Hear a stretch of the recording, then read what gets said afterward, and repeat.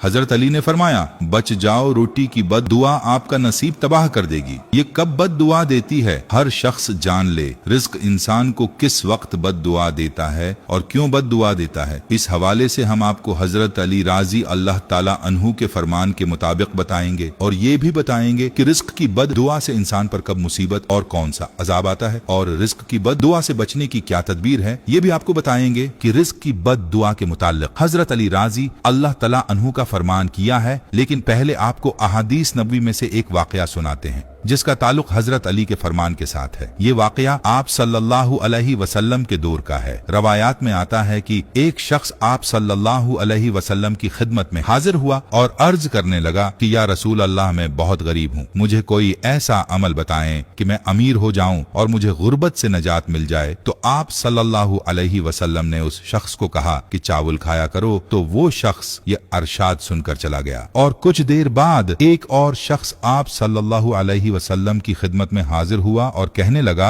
कि या रसूल अल्लाह, मेरे पास उतनी दौलत है कि मुझसे संभाली नहीं जाती, मुझे कोई अमल बताएं कि मेरी दौलत कम हो जाए ताकि मैं उसे संभाल सकूं। तो उसको भी आप सल्लल्लाहु अलैहि वसल्लम ने ये फरमाया कि चावल खाया करो, तुम्हारा मसला हल हो जाएगा। वो शख्स भी कुछ देर बाद चला गया। तो बाकी असहाब ने आप सल्लल्लाहु अलैहि वसल्लम से अर्ज किया कि ये बात हमें समझ नहीं आई कि जो शख्स गरीब था उसको भी आपने चावल खाने को कहा और जो अमीर था उसको भी आपने चावल खाने को कहा। तो आप सल्लल्लाहु अलैहि वसल्लम ने फरमाया, याद रखो, जब इंसान चावल बनाता है तो उसे खाने में चावल का एक दाना ऐसा होता है जो कि अल्लाह की रहमत और बरकत वाला होता है। गरीब को चावल खाने को इसलिए कहा कि जो शख्स गरीब है वो थोड़े से चावल खरीद सकेगा और चावल बहुत थोड़ी मिकदार में पका सकेगा और जब खाएगा तो वो एक एक दाना संभाल कर खाएगा और उस तरह वो रहमत और बरकत वाला दाना उस गरीब शख्स के पेट में चला जाएगा और ये उसके लिए उसके रिस्क में बरकत का सबब बनेगा। जबकि जो शख्स अमीर है वो चावल ज्यादा पकाएगा और जब खाने के लिए चावल निकालेगा तो भी ज्यादा निकालेगा और कुछ खाएगा और कुछ जाया करेगा। इस तरह से वो इस दाने को जाया कर देगा जो बरकत और रहमत वाला दाना होगा। लिहाजा उसके रिस्क से बरकत खत्म हो जाएगी और उसके रिस्क में कमी का सबब बनेगी। इस वाक़ये का ताल्लुक बराह रास्ते अल्लाह के इरशाद की तरफ है, जैसा कि अल्लाह ताला फरमाता है कि जब तुम अल्लाह का शुक्र अदा करोगे तो अल्लाह तुम्हारी उस नामत में इजाफा फरमा देगा और अगर तुम नाशुक्री करोगे तो अल्लाह का अजाब सख्त है। और याद रहे कि शुक्र का ताल्लुक कदर के साथ है और उसकी नाकदरी करना नाशुक्री कहलाता है। और ये अल्लाह का कादा है कि जो भी शुक्र करेगा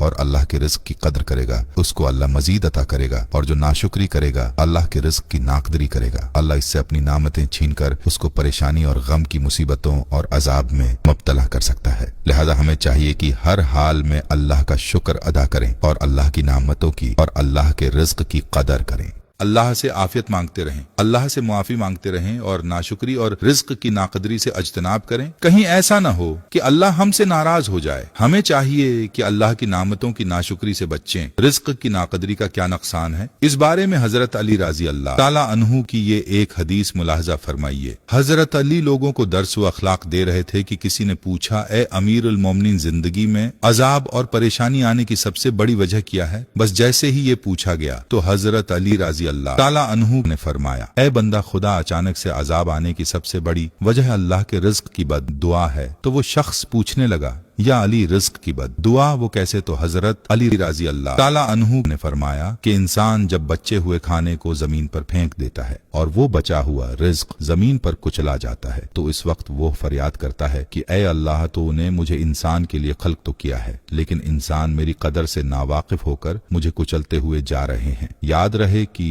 जब भी खाना खाओ तो दस्तरख्वान पर वो बची हुई रोटी को खा लेना और इतना ही खाना खाया करो जिसको आखिर तक खा सको, क्योंकि मैंने अल्लाह के रसूल सल्लल्लाहु अलैहि वसल्लम से सुना है कि जब गरी हुई रोटी इंसान खाता है तो वो इंसान के लिए शफा बन जाती है। अगर रास्ते पर चलते ये देखो कि जमीन पर रोटी पड़ी है और वो कचली जा रही है तो अल्लाह का नाम लेकर उसको उठाकर किसी ऐसी जगह रख दो जहां वो पैरों में न कचली जाए और अल्लाह की दूसरी मखलूक उसको आराम से खा सके। ऐ शख्स, इस अमल से अल्लाह का रिज्क तुम्हारे लिए दुआ करेगा और रिज्क की दुआ अल्लाह कभी रद्द नहीं करता। आपने मुलाहिजा किया कि रिज्क की नाकदरी नाकदरी करना कितना सख्त गुनाह है। और आज हमारी जिंदगी में जितनी परेशानियां हैं रिज्क में बेबरकती है, इसकी सबसे बड़ी वजह यह भी है कि आज हमारे माशरे में रिज्क की नाकदरी की जाती है। कुचरे के अंदर रिज्क फेंक दिया जाता है और रिज्क की कदर नहीं की जाती। और याद रहे कि अहादीस नबवी सल्लल्लाहु अलैहि वसल्लम में भी रिज्क की नाकदरी की सख्त मुमानात है। और यही नाकदरी रिज्क में तंग दस्ती का एक बहुत बड़ा सबब है, लेकिन इस चीज पर हमारी नजर ही नहीं जाती। ये हदीस मुलाहजा फरमाइए। हजरत आयशा रजी अल्लाह ताला अन्हा फरमाती हैं, आप सल्लल्लाहु अलैहि वसल्लम एक मर्तबा घर तशरीफ लाए, रोटी का टुकड़ा रखा हुआ देखा, उसको साफ किया और फिर खा लिया और फरमाया, आयशा अच्छी चीज का एहतराम करो, क्योंकि ये चीज यानी रोटी जब किसी कौम से गई है तो दोबारा लौट कर नहीं आई। इस हदीस को सुनने के बाद अगर हम अपने घरों के हालात देखें तो खुद ब खुद हमें ये बात समझ आ जाएगी कि आज हमारे रिज्क के अंदर बरकत क्यों नहीं है, हमारे घर के अंदर परेशानी क्यों है और हर कोई परेशानियों के गुण क्यों गा रहा है। यहाँ मशाहदा है कि अक्सर घरों में बर्तन के अंदर खाना छोड़ दिया जाता है, अपनी थाली में इतना खाना निकाल लिया जाता है जो जरूरत से ज्यादा होता है और फिर आधा खाना बर्तन में छोड़ दिया जाता है, जिसके बाद फेंक दिया जाता है। और बाज लोग तो उस खाने को साफ जगह पर भी नहीं फेंकते, कुछ तो नाली में ही ये खाने बहा देते हैं। याद रहे कि इस तरह करने से घर के अंदर की बरकत खत्म हो जाती है, घर में गरबत और परेशानियां आती हैं और यूं ये आदत इंसान को गरीब बना देती है। घरों के अलावा अगर होटलों में उस चीज का मुशाहिदा किया जाए, शादी ब्याह की तकरीबात के दौरान इस चीज का मुशाहिदा किया जाए तो